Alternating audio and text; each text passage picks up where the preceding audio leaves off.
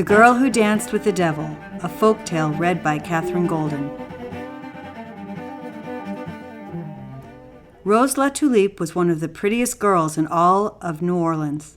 Her cheeks were round and plump, her disposition was cheerful, and when she danced, her graceful feet skimmed over the floor, hardly touching the boards. Rose loved to dance. She loved it so much, in fact, that it was almost her undoing. Now, Rose was engaged to Pierre Liberot, a good, handsome boy, but she was in no hurry to get married. It was too much fun dancing with all the boys who looked at her as she laughed and flirted, twirling to the music with one partner after another. On the evening of the Mardi Gras, the day before the beginning of Lent, Pierre came in his sleigh to take Rose to a big dance. There would be lots of people and plenty of music, for the Mardi Gras dance was always the best dance of the year. "Don't forget now," her mother warned her, as Pierre bundled the robes around her in the sleigh, "that it's Mardi Gras. You must stop dancing at midnight when Lent starts, or something bad might happen." Rose promised, and Pierre clucked to the horse. They drove off with Rose singing like a bird in his ear. When they got to the dance, it was just as wonderful as Rose had hoped. She danced with all the boys, the music was fast and lively, and everyone said nice things to her. She had never been so happy in her life, and she forgot all about Mardi Gras until she heard the clock strike 12. All the young people were having such a good time they couldn't bear for the dance to end, and finally some of the boys begged the fiddler to play just one more tune, and the fiddler obligingly took up his fiddle again. At that moment the door opened and a stranger came in. He was a tall man in black clothes, very handsome to look at. He said he had left his horse at the door and had just come in for a moment to get warm. "You will excuse me, won't you," said the stranger politely, "if I keep my hat and gloves on, for I have a bad cold." He looked around at all the pretty, laughing girls, and he said, "And could I, perhaps, have a dance with one of these charming young ladies?" "Why, of course, stranger," the boy said gaily. "Come right in and welcome." Well, the stranger looked around the room until his eyes lit on Rose, and then he didn't look any further. He went over and whispered something nice in her ear, and she blushed. Then, when he asked her to dance with him, of course she couldn't say no. So she took his hand, gloved in fine black leather, and they danced around the room. The stranger was a dancer to match Rose.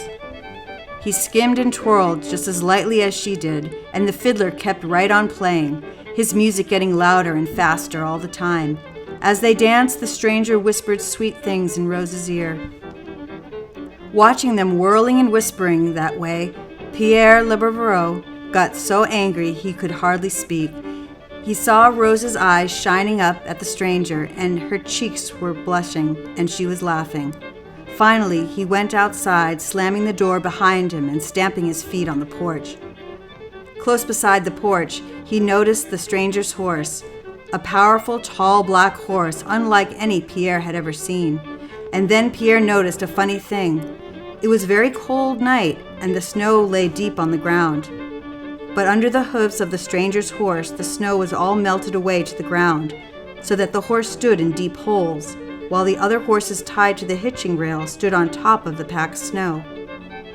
Pierre stood for a moment puzzled. Then a look of terror spread over his face, and he ran as fast as he could to the priest's house. Breathlessly, he told the priest all about the stranger with the gloves on his hands and the horse with the hot hoofs. The priest didn't stop to put a coat on. He just got some holy water and jumped into the sleigh. All this time at the dance, the music was going on, and Rose La Tulipe was still dancing with the stranger. Finally, whispering into Rose's ear, the stranger squeezed her hand. And Rose, through the fine black glove, unmistakably felt a sharp claw. With a scream, Rose fell to the floor in a faint. Hastily, the devil, for it was he, leaned down to pick her up. But at that moment, the door opened and the priest and Pierre rushed in. The priest sprinkled holy water on the girl and held up his cross before the devil's face. Groaning, the devil tried to duck away, but the priest followed him, holding the cross in front of him. Suddenly, with a howl, the devil was gone. The room was filled with evil-smelling smoke, and a tremendous hole appeared in the roof. The people ran to the door. The horse was gone, too. All they could see were the holes melted in the snow where he had stood. Well, Rose La Tulipe quickly came to her senses. She looked at the hole in the roof, and she smelled the foul smoke, and she rushed into Pierre's arms and stayed there. He drove her home to her mother's, and they were married the next month.